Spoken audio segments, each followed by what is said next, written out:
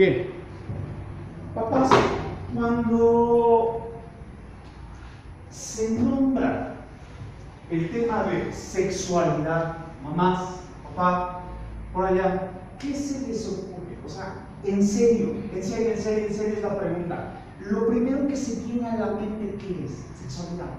¿Qué se le ocurre, papá? De entrada, los cambios que tienen en su cuerpo. Cambios, o sea, bases biológicas, como toda este metabolismo. Bien, por allá, sexualidad, ¿qué se le ocurre? Precaución.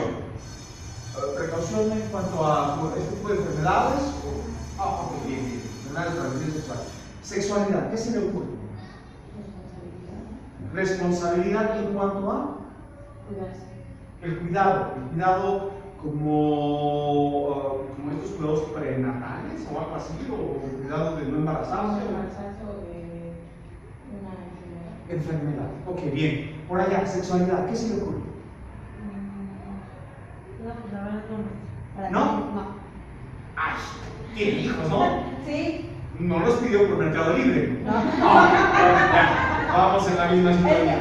Por acá, sexualidad. Conocer el cuerpo. Bien. Bueno, aquí ya nos vamos acercando como a otra pauta de la sexualidad. Por allá, sexualidad. ¿Qué se le ocurre, no?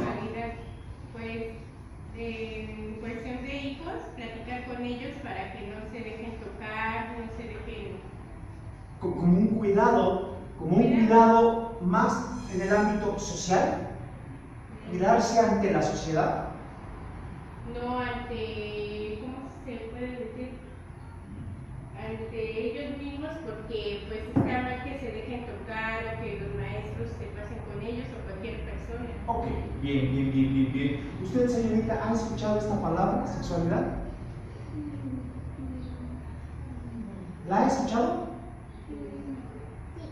¿Sí? Ay, me dijo su mamá que sí.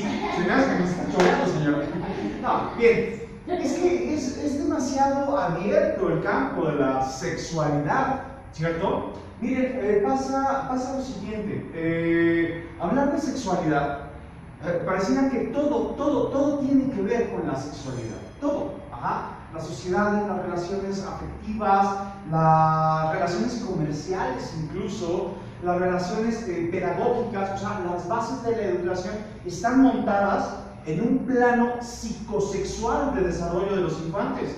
No puede estar de otra forma. Ajá. Incluso, por ejemplo, el arte desde todos sus campos, desde la expresión teatral, la expresión de las pinturas, la música, todo está basado en la sexualidad.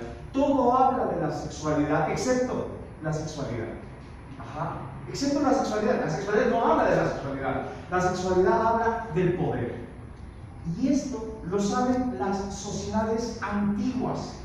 Desde el principio de las civilizaciones, la sexualidad ha sido un tema que ha desquebrajado justamente las convivencias y con ello los acuerdos sociales. Bien, voy a pasar a esta primer lámina y órale, ya llegó la banda. Bien, se libraron de la primera pregunta, que ya puse aquí a algunos en jaque. Bien, qué bueno que llegaron. Bienvenidos, por favor. Los tenían detenidos, ¿cómo? Ya nos contaron, qué bueno. Bienvenidos. Bien, hablar de sexualidad es hablar de erótica, el eros. Ajá.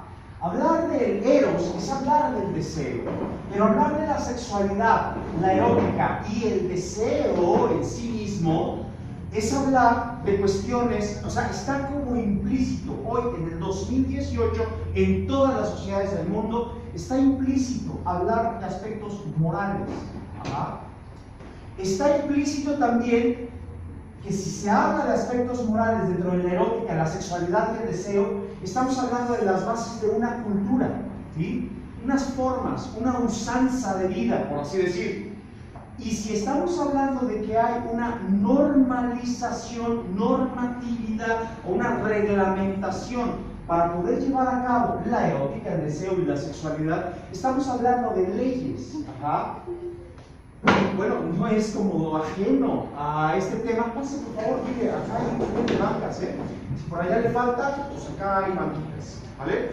Bien, hablar de leyes para que esto funcione, para que justamente, como decían las mamás, no haya una agresión o transgresión al cuerpo. Puedan existir también, lejos de una agresión, transgresión hacia una persona en el carácter sexual, las leyes tienen que estar basadas en la medicina. Y estos son los grandes temas que se abordan acerca de la sexualidad. Por eso les decía, bueno, todo habla de la sexualidad, excepto de la sexualidad, ¿no? Pareciera que en la sexualidad, o desde la sexualidad, esta habla de otra cosa, y habla del poder. Y las sociedades, insisto, ahorita vamos a ver un poquito, ¿no?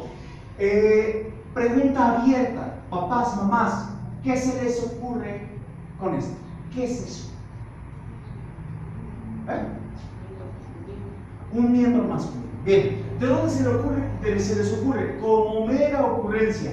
¿De dónde se les ocurre que esto se extrae, esta figura?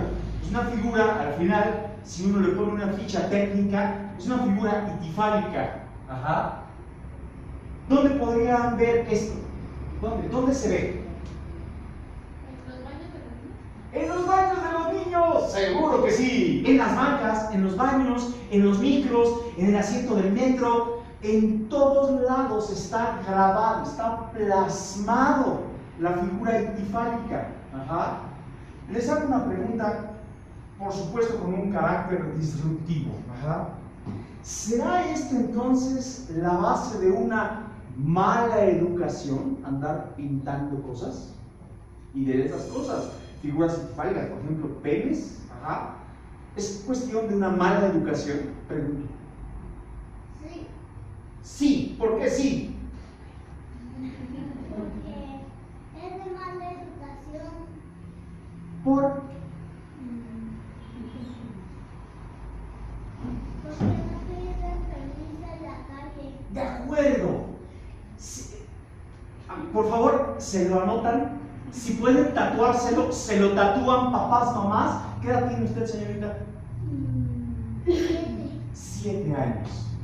Prácticamente aquí está resumida toda la conferencia. Pedir permiso, quizás. Y en el pedir permiso no es nada más, oye, déjame rayar en tu pared, ¿no? No, en la pared ahí de tu casa. No se trata de eso. El tema aquí es la transgresión tal vez a los objetos, a los escenarios públicos, por ejemplo, mobiliario que no es propio. Y ahorita voy a hablar de por qué estas representaciones, por qué están plasmados, porque no sucede ahora, Efectivamente, esta fotografía es de una banca, de una mesa de una escuela, Bueno, de ahí se extrae. Sin embargo, si nos vamos un poquito atrás, por allá, más o menos entre 10, 15.000 años, hace 15.000 años, este tipo de figuras eran representadas en todas las cavernas que existieron, en donde ya se conformaban los clanes organizados. Los clanes organizados, estos que ya tenían como roles específicos, había algo que empezaba a denotarse, que era ¿qué? El falismo. ¿Qué es el falismo? Uno habla de un falo y piensa eventualmente en un pene, ¿no? Regularmente se asocia al falo o el pene, ¿no? Bueno, sí. Lo que pasa es que el falo tiene una significación muchísimo más profunda, que es que el poder, justo, es la elección, o sea, el ponerse rígido ante un algo, pero como una forma específica de acción, es el poder. Nuestras sociedades hoy están montadas en escenarios falocentristas, ¿sí? Incluso la verticalización de las enseñanzas en una escuela son falocentristas. Uno empieza por primer grado, segundo grado, tercer grado, cuarto grado, quinto grado, sexto grado, como si esto se fuera eligiendo. Incluso la percepción de estas sociedades, voy a utilizar una palabra por ahí, la razón de ser cuestionada por ustedes, por supuesto, meritocrática, sugiere un falocentrismo en la percepción de la persona. O sea, quiere decir que si no hago esto, no tengo acceso al otro. Y entonces, deliberantemente, tengo que hacer esto para tener acceso a lo otro. Y si no hago lo otro, ahora hay otra cosa, hay otra cosa. Es una vertical. Ajá. Toda la iconografía, la arquitectura de estas grandes ciudades de todo el mundo, excepto de la India. Bueno, en la India también hay una zona urbana en donde están los corporativos, pero la India es diferente porque ellos conocen perfectamente cuál es la transgresión perceptiva de las sociedades cuando se erigen de esta forma vertical. Ajá, ellos tienen otra cultura totalmente diferente, incluso de acuerdo a sus deidades y sus veneraciones, son totalmente ajenos a nuestra percepción. Esto sucede, bien interesante, porque uno se preguntaría, ¿por qué los chavitos pintan? Ajá, ¿o por qué la gente pinta? Ajá. Aquí podríamos estar representando un escenario primario de placer dentro de las 30,000 interpretaciones que se le puede dar a uno de estas como jeroglíficos que decíamos, como estos escenarios pictóricos. Esto, por supuesto, es el alimento, es la vida, es lo que está fuera de. Y es lo que sucede con un chavito en un salón de clases, es su entorno inmediato, a lo que está expuesto y a lo que está sometido. Ante tal sometimiento, para conservar la vida, tengo que erigirme, ¿sí? Esta erección ante lo que me provoca, ya sea vida, ya sea placer o displacer, al final, hacia lo que estoy expuesto, tiene una simbolización. El tema es, y es un tema antiquísimo, el tema es que para simbolizar el placer se ha genitalizado, como si fuese hola. Es que la maestra me dijo que viniera a la plática y ahorita me está llamando. ¿Ya te vaya? Me dijo la maestra que aquí mejor. A ratito Entonces, voy. ahorita las alcanza. Tú mientras empieza la. Bien. Me quedé en que es la actividad de la maestra y qué sé qué tanto. Bueno, ok. Justamente la sexualidad se ha genitalizado. Ajá. Buenos días, adelante. Y en este intento de genitalizar la sexualidad hay un mito ancestral. Ajá. Se dice, el hombre tiene algo y la mujer no tiene nada. Ajá. Y esto es algo que hoy, tú le puedes poner un concepto anatómico, un nombre al cuerpo. Sí, la mujer tiene una vagina, sí, pero en la percepción todavía pareciera que no tiene nada. Como aparte esa nada, a lo largo de la historia, a lo largo de los milenios, a lo largo de los siglos, sobre todo en una época, por ejemplo, tan severa en el castigo al cuerpo, que es la Edad Media, esa nada era monstruosa. Ajá. Era condenada, era castigada.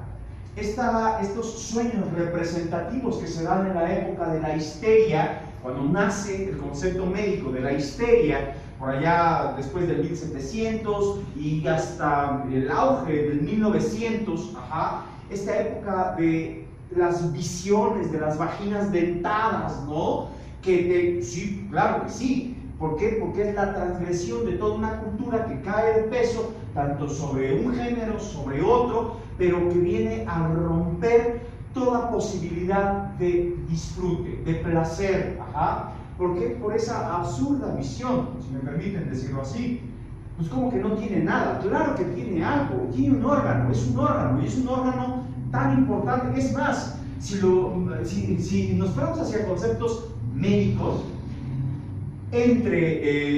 por ejemplo, el pene tiene terminaciones nerviosas en el glande. Ajá. Sí, bueno, obviamente el placer es muchísimo más intenso al momento de frotar el glande. Ajá. Por ello, instintivamente, la penetración a fondo, la penetración sesgada, es algo instintivo. Ajá. Sin embargo, la vagina como tal, dentro de todos sus conductos, está atiborrada de terminaciones nerviosas.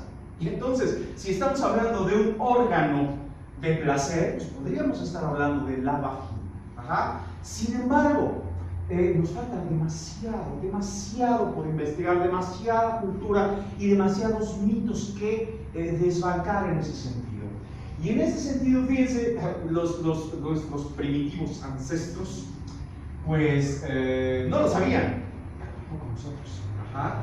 Por ello es que representaban el falo como un símbolo de poder. Ajá. No es tan diferente a lo que sucede hoy en la clase. Ajá. ¿Quién tiene la erótica? La erótica del poder. Por supuesto que la posee el maestro, el docente, ese que está al frente dando órdenes, instrucciones, ese que me instruye, ese que comanda, ese que lleva la batuta del saber. Ese está frente a mí, y no solo frente a mí, sino frente a una horda de 30 chavitos, de 30 chavitas, y entonces hay un supuesto poder ahí. Me voy a erigir. Si hay un símbolo de retar, por ejemplo, estas posturas de apropiación del entorno, de todo esto que ya he hablado en estos desarrollos psicosexuales, apropiación del entorno, desplazamiento bueno, es la apropiación del entorno, la introyectación del entorno, la apropiación del objeto y el desplazamiento del objeto, como en este material psíquico del desarrollo del infante, del desarrollo cognitivo de las personas. Pues por supuesto, ¿qué es lo que voy a pintar? Pues voy a pintar una línea, tal vez voy a pintar una línea, o tal vez me voy a aventurar y voy a pintar un pene, ajá. Y es que es algo muy complejo en sí mismo, ¿no? Las figuras representadas desde el tiempo, las primeras deidades que se representaban sexuadas, ajá. Las primeras deidades, ya posteriormente a las deidades después de los griegos, después de ya la romanización, y ahorita voy a hablar de qué pasó con la sexualidad después de Roma como un gran imperio, algo le pasó y algo terrible le pasó a la sexualidad, ¿eh? Jamás habíamos vivido la sexualidad tan castigada como en estos tiempos. Hoy se habla todo el tiempo de la sexualidad, todo el tiempo se habla de sexualidad, pero jamás se había hablado tan castigada como en estos tiempos. Ajá. Es más, ni en la Edad Media. Ahí simplemente se condenaba, había un castigo, sí, pero que fuera un dispositivo discursivo tan severo, es en estos tiempos. Jamás en la historia se había hablado de ello. Por ello es que, bueno, ahorita voy a hablar de qué le pasa a la mente de las personas y sobre todo en colectivos y de colectivos tan concurridos. ¿Por qué tanto sadismo en materia de lo sexual? Porque cada vez lo condenamos más. Creemos que estamos avanzando un pasito, estamos retrocediendo milenios. Ajá. Fíjense, desde las deidades las representaban con sus miembros. Ajá. ¿Por qué? Porque eran deidades sexuadas. No importa si la representación fuera a través de una bestia, de un animal, o de algo humanizado, o de algún tipo de humanoide, por ejemplo los egipcios, eran figuras sexuadas. Ajá. Había estos símbolos que dirigían incluso a través de qué sociedades, por ejemplo, están más desarrolladas, eran las que tenían el derecho a montar como sus ejes fálicos. Ajá. Con esto le advertían al otro clan que si trataba de invadir, llevarse su comida, llevarse, por ejemplo, a los jóvenes para cacería, o sus mujeres, no lo hiciera. ¿Por qué? Porque estaban erigidos, estaban organizados. Y bueno, así más o menos lo representaban. Ajá. No es tan diferente a hoy, ¿eh? ¿Conocen la suavicrema? ¿Sí? ¿Conocen la suavicrema? Está ahí en Reforma. Bueno, no se llama la suavicrema, Estela de Luz. Sí, ¿no? El edificio de la Estela de Luz, ¿no? ¿Saben cuánto costó? Métanse a Google. De toda la arquitectura de la Ciudad de México, es lo más absurdo que podemos tener. Ajá. Costó cantidad impresionante solo para mostrarte que estamos en la cima de la vanguardia. Pues no es tan diferente hace 15,000 años, ¿saben? O sea, es prácticamente la misma simbolización fálica. La gente muy contenta, ¡yay! ¡Ya estamos en el primer mundo! Pero ojo aquí, la percepción de ello nos invita a llevar como estos escenarios meritocráticos. Ajá. Bien, voy a sacar esto, ¿no? Si hablamos justamente entonces de que la sexualidad está dirigida pues hacia la cultura, ¿sí? El eros es algo muchísimo más complejo. ¿Por qué? Fíjense, los antiguos sumerios lo sabían. Esta es la diosa Inanna. Ajá. Posteriormente hubo como, no sé qué pasó con los babilónicos, por ejemplo, que le mencionaron Ishtir, hola. Los protocristianos, o sea, todavía no existía el cristianismo como tal, pero los protocristianos le llamaron Lilith. Ajá. Y era muy interesante cómo la veneración de esta deidad estaba en un cuerpo femenino, ¿sí? Cuando las diosas femeninas gobernaban el globo. Este tipo de figuras se puede notar. ¿Y por qué gobernaban el globo? Porque la mujer tenía el poder de las sociedades.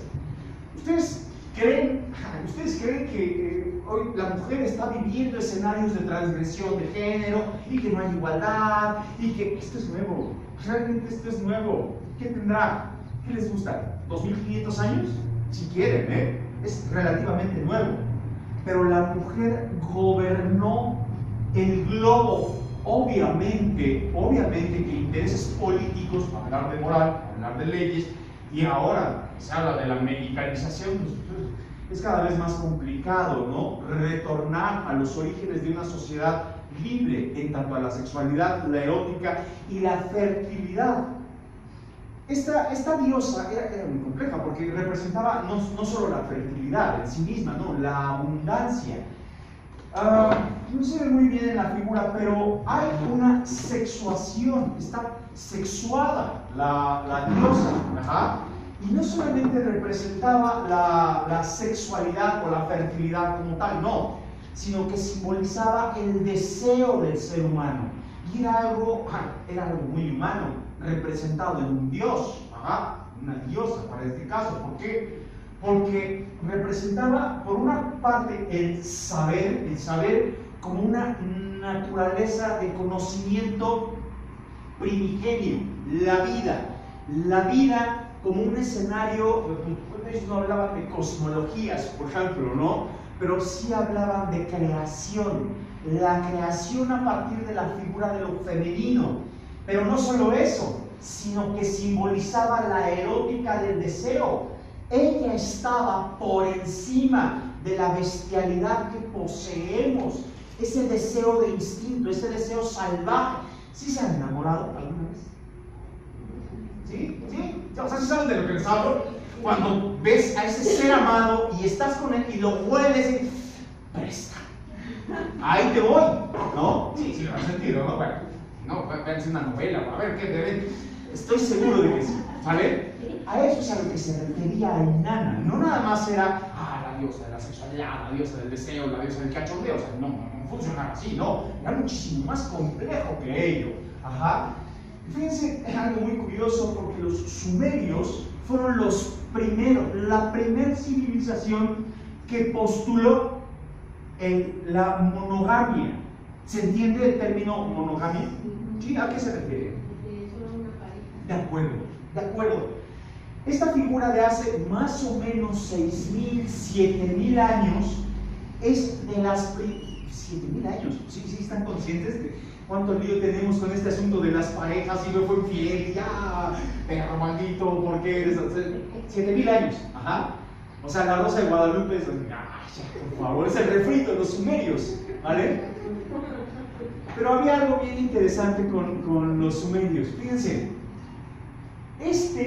como figura de lo masculino, podía, y porque lo podía, porque es su cuerpo, su sexualidad, podía tener encuentros sexuales con otras, en ese sentido, no existía el término de homosexualidad. Esto es una absurdez nueva. Si buscan en las bases de la historia no existía el término antes. Tienen que 120 años, es más como 100 años, porque antes se les nombraba como desviación. Ajá. El término de homosexualidad es nuevo. Tú naciste con este término en la mente, sí, no lo pusieron, la medicalización no lo puso, y para poder definir la homosexualidad se tuvieron que inventar posterior a ello el término de la heterosexualidad. Ajá. Esto es nuevo, es un absurdo. Estoy hablando de hace 7000 años. Ellos iban a complicar con ello. A ver, siendo rico, quiero contigo, perfecto. Era una sexualidad más libre, pero dentro de lo libre, la monogamia que se vivía en estas culturas, o sea, podía tener encuentros libremente con quien quisiera. Ajá. Esta podía tener encuentros libremente con quien quisiera. ¿Por qué? Porque su sexualidad es suya. Ajá. Porque la diosa Inanna, ajá, Inanna, Ishtar, no sé, aquí lo encontrará como puede en Google. La diosa Inanna no refería a posesión, no, refería a abundancia. Cuando tú refieres a un sujeto como una pertenencia, lo acabas de limitar a un objeto. En términos de la psicología se quedan cortos. En términos del psicoanálisis, esto es la base del psicoanálisis. Las neurosis, las histerias, toda esta neurosis, bueno, ellos también abordaron la neurosis de guerra, pero la neurosis a través de la histeria, de no poder poseer eso que deseo, que ha causado verdaderos estragos en las sociedades. Esto no sucedía. ¿Por qué? Porque estaba Inanna. ¿Ah? Las enfermedades de, por ejemplo, la neurosis, todo eso, es consecuencia de la limitación sexual, ¿se podría decir? ¿O cómo? No solamente de lo sexual, Ajá. creo que hay otros factores. El factor económico, ajá, tiene mucho que ver. O sea, el factor en el que resulta que hoy tienes que tener algo para poder ser, es un síntoma, y desde el síntoma es un síntoma neurótico. Pero las bases de esto, ¿mande? Factor social, y del social el capital, y del capital resulta que hasta el moral, ¿no? Ahora resulta que no puedes hacer muchas cosas, no propiamente acerca de lo sexual o de lo erótico, no puedes hacer muchas cosas porque ya eres catalogado como un trastorno. Eso neurotiza a cualquiera. Ajá. Si ustedes voltean a ver los salones de clases, están neurotizados así, al máximo. Pero la neurosis, ya no se habla de la neurosis. Ajá. ¿Por qué no se habla de la neurosis? Porque la neurosis no es medicalizable, es tratable. Eventualmente sabemos que la neurosis no se cura. O sea, tú le dices a un paciente, neurótico viejo, no te vas a curar, pero puedes llevarte bien con la neurosis. Esta neurosis se puede pasar a varios escenarios, pero conoces de tu neurosis. Y eso pues no deja dinero a las farmacéuticas, entonces ya no se habla de neurosis, no lo tienen como muy vetado. Por eso el psicoanálisis va a extinguir. Pero bueno, pasaba algo. ¿Por qué la figura monogámica? Hasta aquí podríamos decir, no, pues esto era como una poliandría, no sé, porque aparte esta era dueña de todo el mundo, ¿eh? O sea, porque era la fértil, era la que tenía, era la que poseía, la que procreaba, la que daba la vida, ¿no? Entonces las figuras de lo femenino tenían una representación muy importante, muy respetable dentro de las sociedades. Pero dentro de la monogamia que vivían, estos dos también tenían actividad sexual. Si por alguna razón esta ya no quería con le regalaba a uno de sus esclavos sexuales, o esclavos, o esclavas, era indistinto, para que pudiera sustituir su lazo sexual, pero no su lazo social. Fíjense qué percepción tan libre de vivir la emoción, la sexualidad, hoy es 7000 años después, es impensable. ¿Te vas a ir con esa? Pues lárgate y llévate todas tus cosas, ¿no? Oye, pero te dejo, no me dejas nada, ni los buenos días, lárgate. Hay posesión, hay pertenencia, hay un delirio colectivo impresionante a través de ello. como si la búsqueda del amor, esto que nos han inventado como concepto de lo que es el amor, fuese o estuviese específicamente en ese o en esa. Ajá. Esto es un delirio, esto es algo que se han inventado en las sociedades justamente después de la Segunda Guerra Mundial.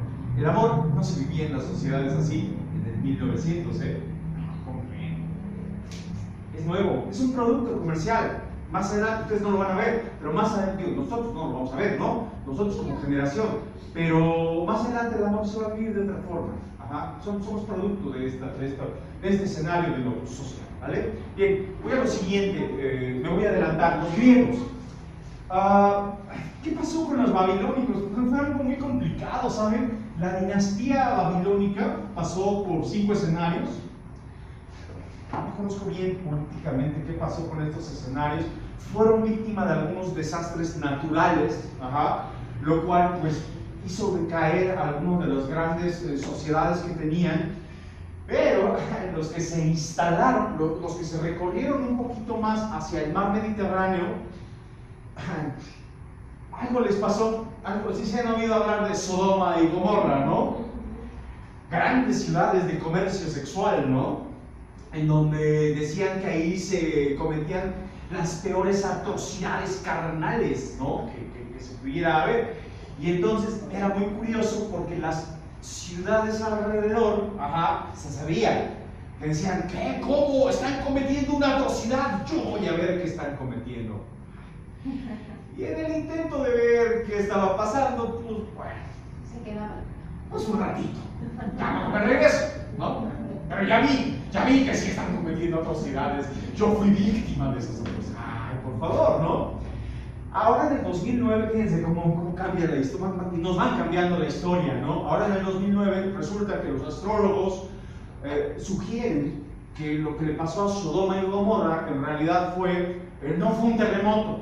Habían dicho que fue una placa tectónica, que se tragó la ciudad, ¿no? No, fue un asteroide. Fue un meteorito, no un asteroide, un meteorito que cayó justamente dentro de esta localidad. Por eso la ciudad ardió en llamas, ¿sí? Les estoy hablando de hace 6.000 años. En la percepción de deidades, pues algo iba a pasar, ¿no? Entonces se lo tenían que atribuir a un concepto metafísico. Fue un castigo porque tampoco a cualquiera le abrían las puertas, No, o sea, si han estado en un bar donde te abren la cadena y pues, vas a comprar tanto, no, entonces no te abro. No, ay, pues no sé si les ha pasado, pero así pasa en las sociedades actuales. Pues así pasaba en Sodoma y Gomorra, O sea, este absurdo concepto de los cadeneros de bar, pues lo aplicaron de Sodoma porque así funcionaba. Entonces, había demasiado rencor hacia la ciudad. Cuando esta arde en llamas, se supone que en la constelación de Piscis algo pasa. Es como un meteorito que cumple un ciclo de acuerdo a cierto tiempo y va a volver a caer ahí, no sé cuándo. Por ahí está la nota. Astronomía, no entiendo bien lo de psicología, mucho menos de astronomía, ¿no? Pero bueno, más adelante los griegos, fíjense, el concepto cambia. Les estoy hablando ya no de hace 6.000 años, estoy hablando de hace 4.000, 3.500 años, más o menos, ¿no?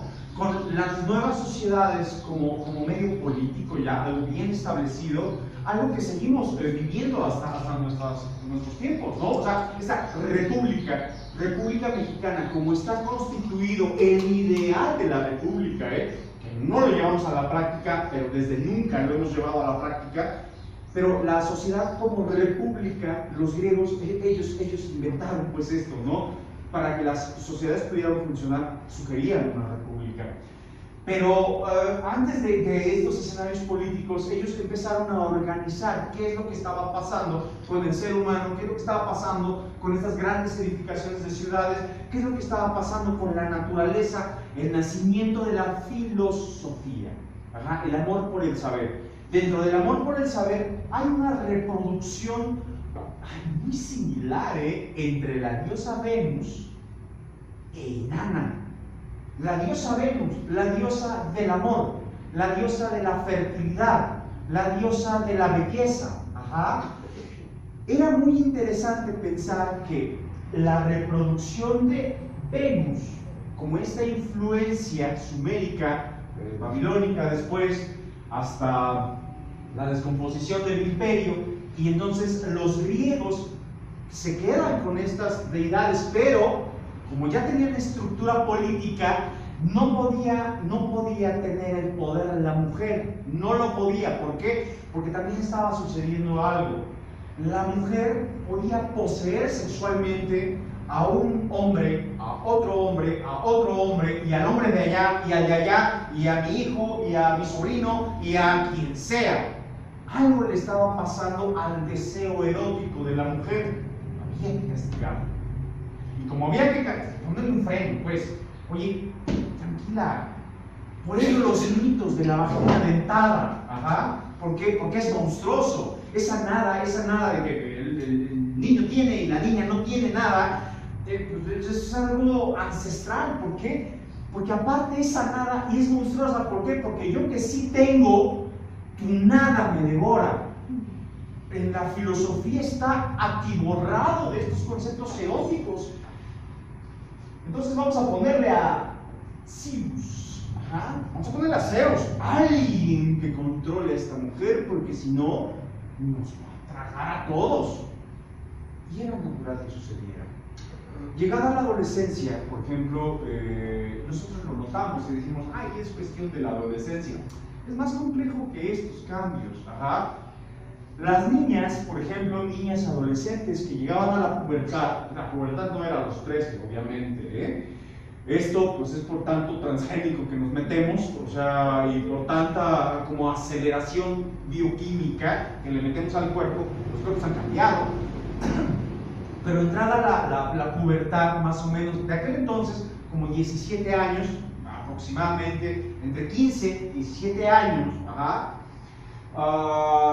decían que se volvían locas, se volvían histéricas. De ahí viene el primer concepto de histeria. Histeria es del histerius, úterus. Cuando el útero estaba listo, algo les pasaba a las chicas, se volvían locas y querían poseer a todos los hombres. Por eso mejor enciérralas, porque los griegos vivían su amor entre griego y griego. No era homosexualidad, solo era amor entre griego y griego. Se sabía que el amor carnal entre un griego y otro griego era muchísimo más intenso que entre un griego y una griega. Eres insaciable, todo el tiempo estás encima de mí y yo quiero vivir la pasión, y la pasión se vivía entre griego y griego. Lo que pasaba en estas comunidades entre las griegas cuando estaban en la adolescencia, pues están en las vasijas, Si tienen chance, métanse a internet, ahí a Google, aparecen grabadas las vasijas que se hacían en rituales, por ejemplo, bacanálicos. Se aventaban unas fiestas sexuales impresionantes las chicas. No crean que se iban a aburrir, obviamente no, obvio no. O sea, por eso les digo, la sociedad tan castigada en materia de lo sexual, hoy, en 2018, aquí y ahorita, entre los conceptos que tenemos acerca de lo sexual. ¿Qué pasaba en ese sentido? Seguían insaciables. Por eso, si bien esta era la diosa del amor, había algo que también nos flechaba. Y entonces nace Eros, pero a Eros se le limita. Si bien es muchísimo más certero, por eso preguntan si se han enamorado, ¿no? O sea, donde dicen, donde pones el ojo, pones la bala, pues a veces ponen la flecha. En la cultura romana era Cupido, en la cultura griega era el Eros, ¿no? O sea, te flechas y mira, no importa cómo te estás sacando el moco, pero para mí es fascinante, ¿no? O sea, tu olor, tu forma, tu voz, todo me deja extasiada o extasiado. ¿Por qué? Porque estás flechado. Este era muchísimo más certero. Curiosamente, los griegos no perdían tiempo en banalidades y eran muy específicos en ello.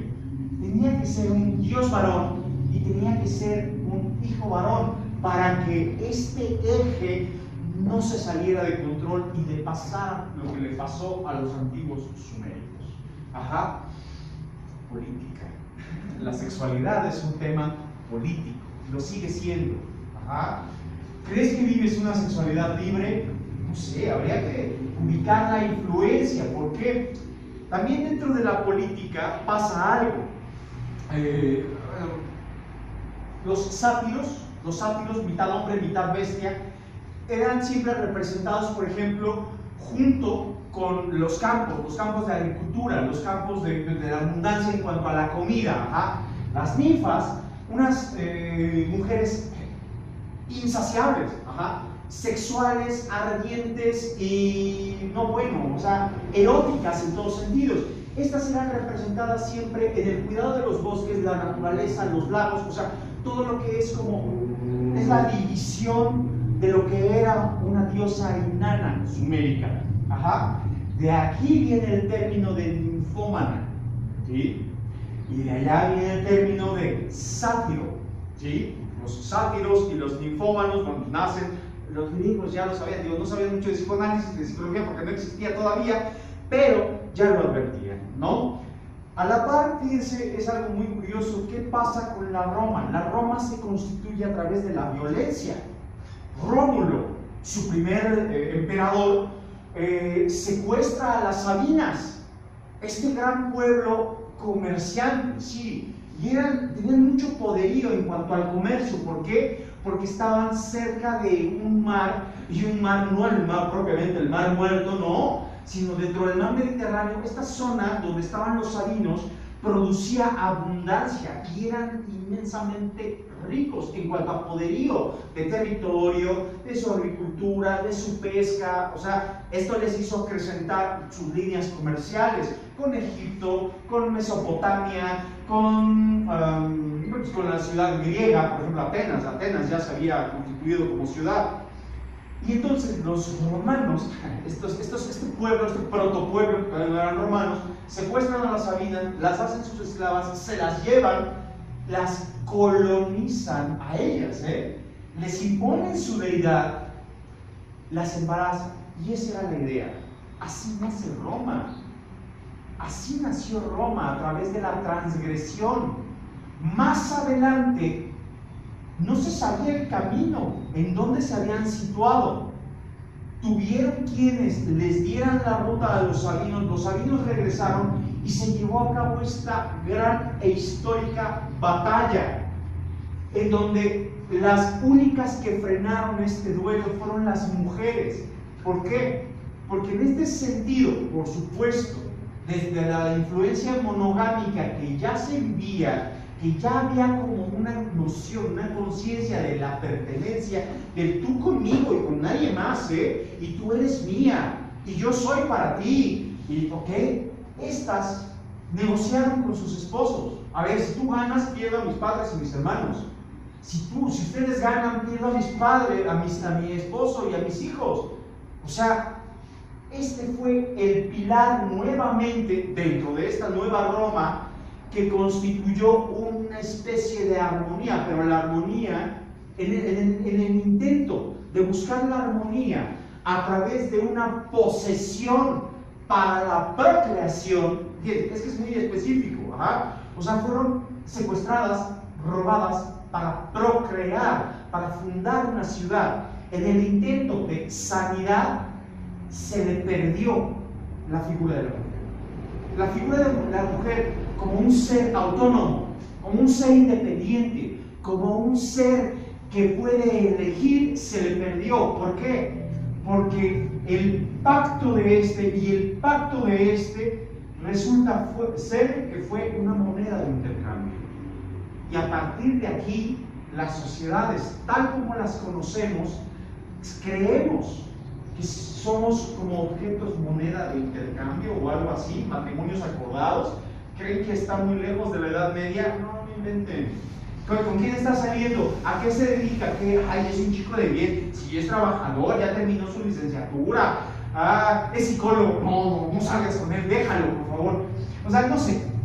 La verdad es que es muy conveniente. ¿Cómo se siguen conviniendo? Es que es por tu bien. No, es por la historia de esa antigua Europa. Bueno, en ese momento era Europa, Asia y África, todavía. No es que Egipto está en África, pues, pero es como muy complicado. Antes no existían esos continentes, ¿vale? Era como otra cosa, ¿va?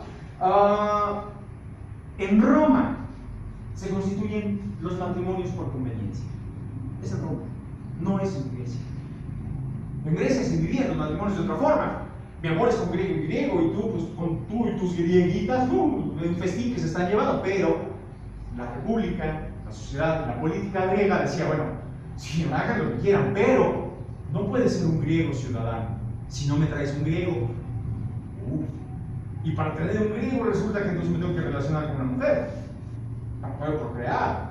Entonces había un acuerdo, oye, vamos a casarnos, sí, vamos a casarnos, y tenemos un griego, ok, tenemos un griego. Y con este griego, nosotros ya tenemos derecho a tierras, tenemos derecho a muchas cosas porque somos ciudadanos. Y entonces esta gran Grecia, como sociedad política, nos protege. Y tú tus fiestas, y yo mis fiestas, pero nos protege, porque ya somos ciudadanos, pero había un acuerdo matrimonial. Ajá. Pero en Roma no sucedía así.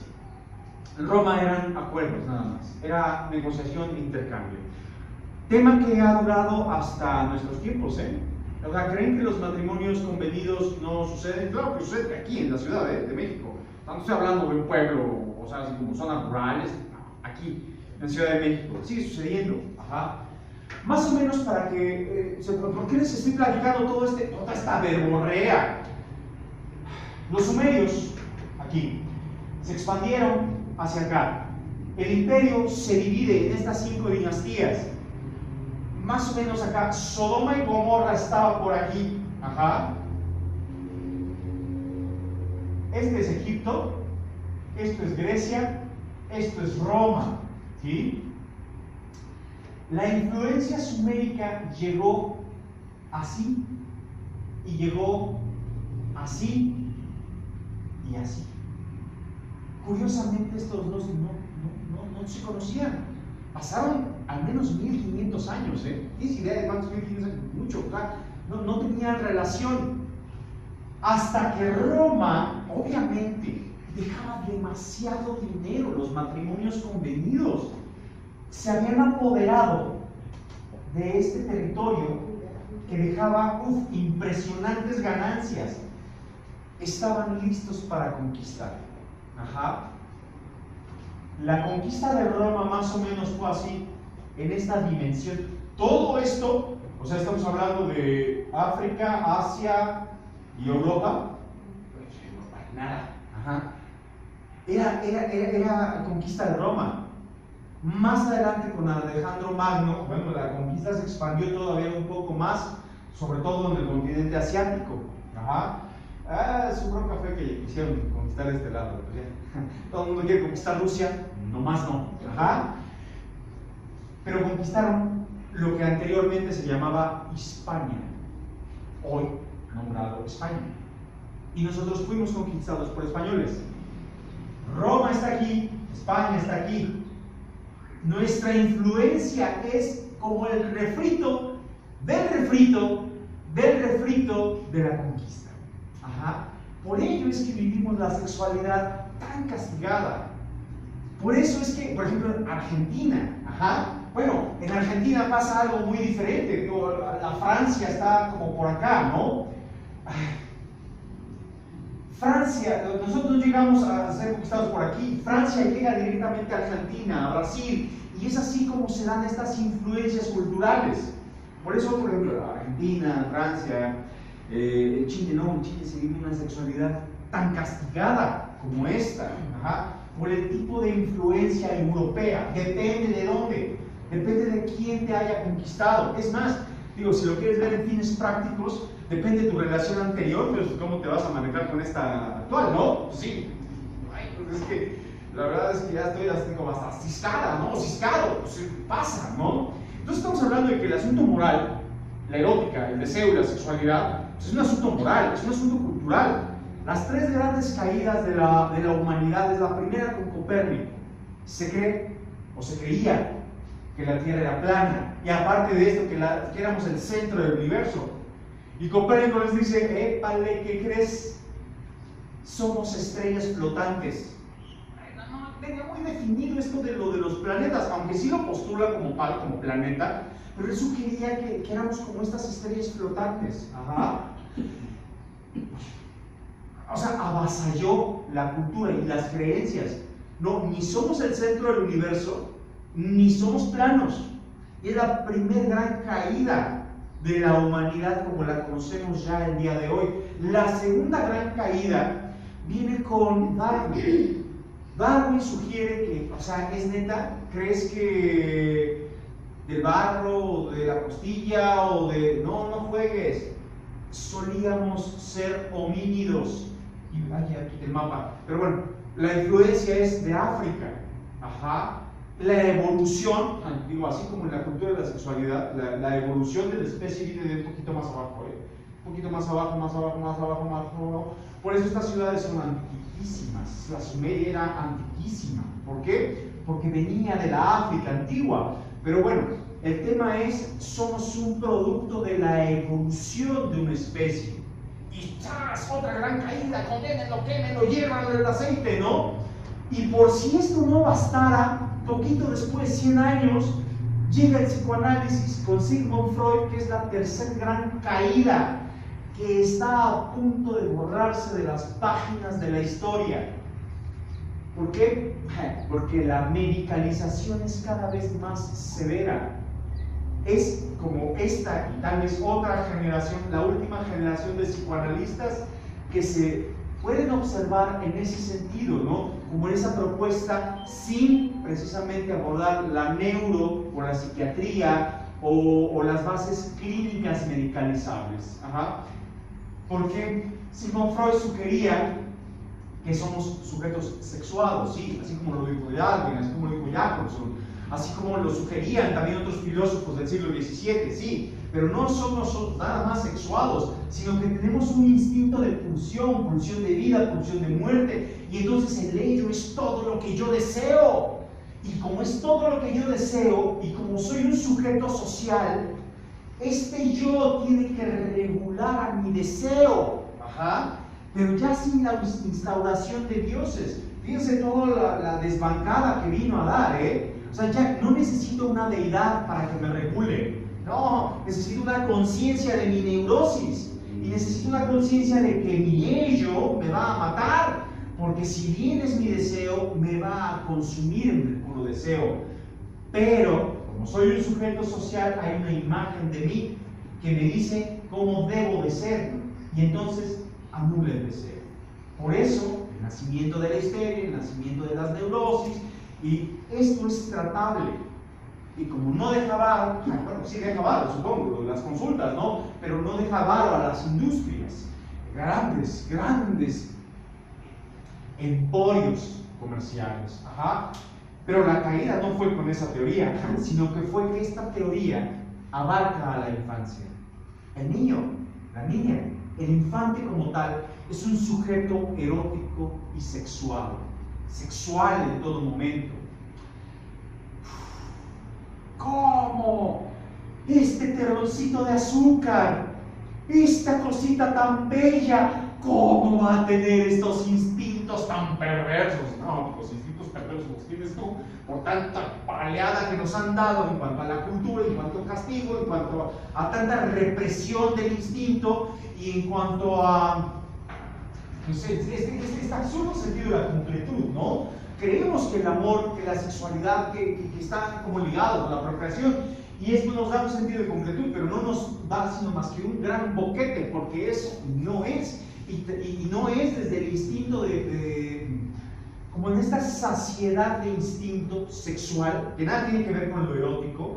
Lo erótico es más bien como a las formas de hacer, a la forma de ejercer, a la forma de la cultura, es más bien hacia lo erótico, ajá, que propiamente lo sexual. Lo sexual es al placer de instinto, o sea, desbocarse, drenarse, eyacularse, ajá, algo muy primitivo, por así decir, o bien a la procreación, y como la procreación ha sido destinada hacia la cultura, entonces ahí hay una represión. Sentido de completud es imposible, sugería Sigmund Freud, y con unos textos bien, que gastas una vida comprendiendo, pero bien su propuesta, y es esta gran desbancada.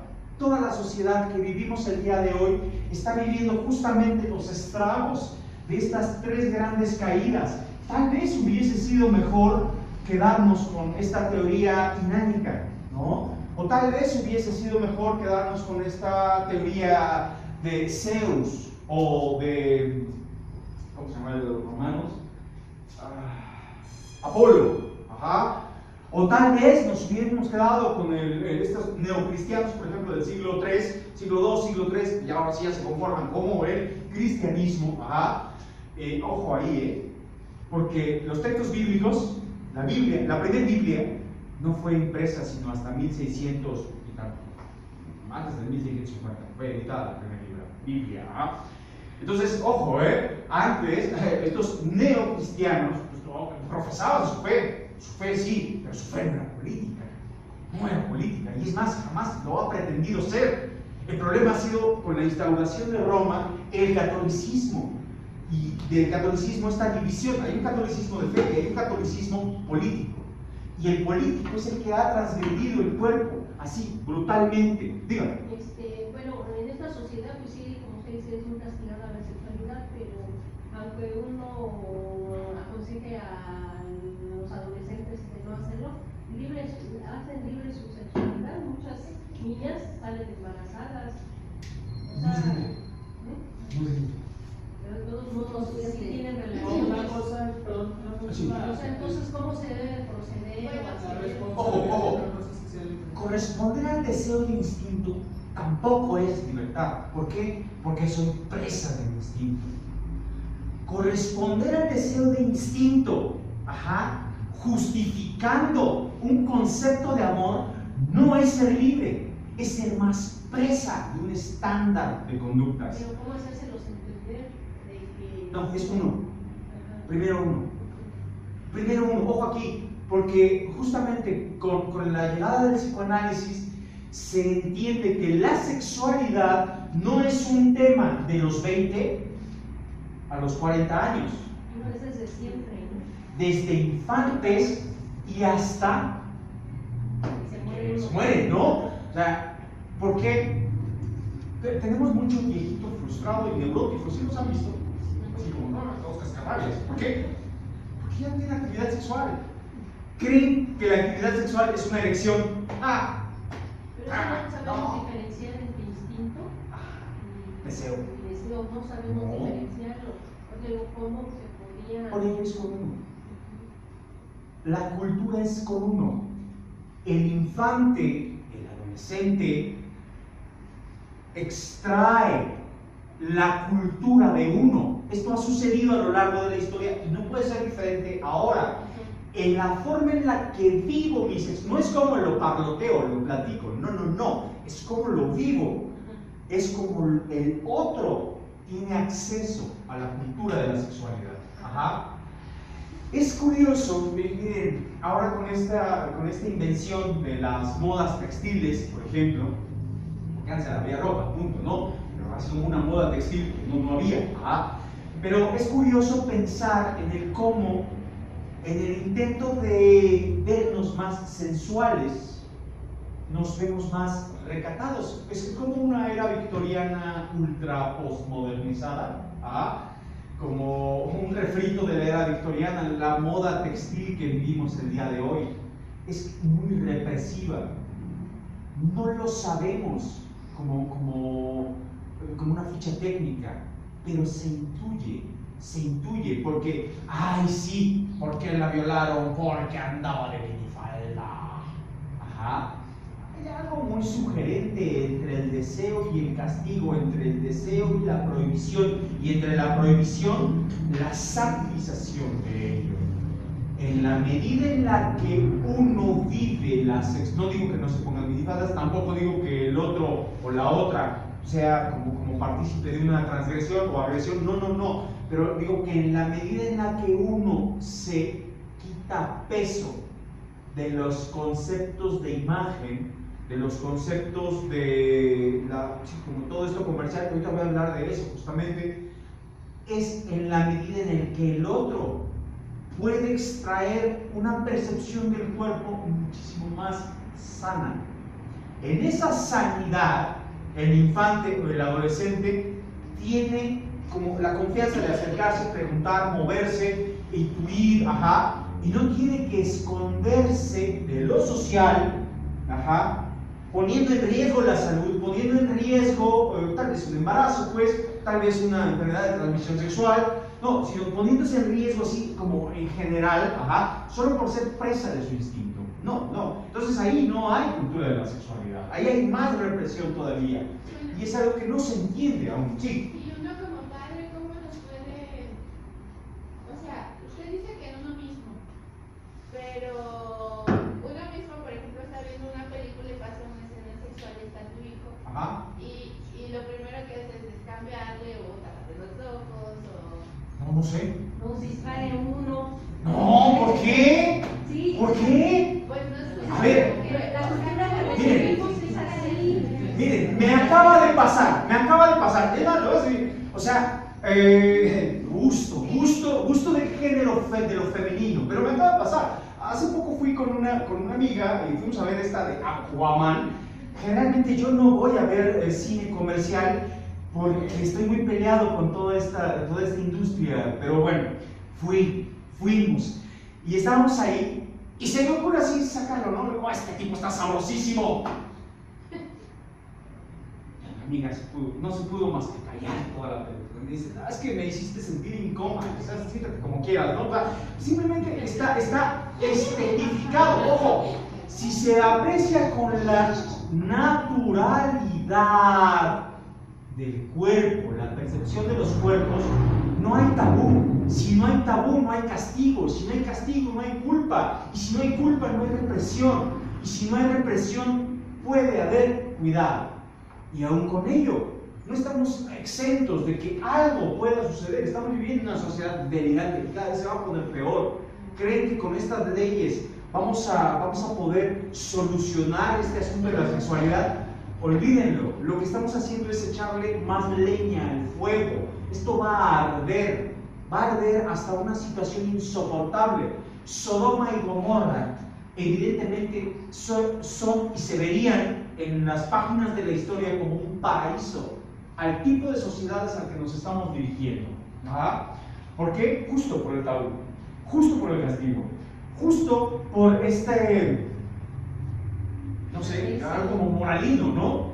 Entonces, en la medida en la que uno vive la sexualidad y la erótica, o sea, la erótica es decir, wow, qué bonito cuerpo, hasta allí, wow, se me antoja esto que están haciendo, ¿no? Y digo así, ¿qué están haciendo? Pues están teniendo sexo y de una manera que ni se me había ocurrido, hijo. Pero ¿cómo se puede hacer eso? Así como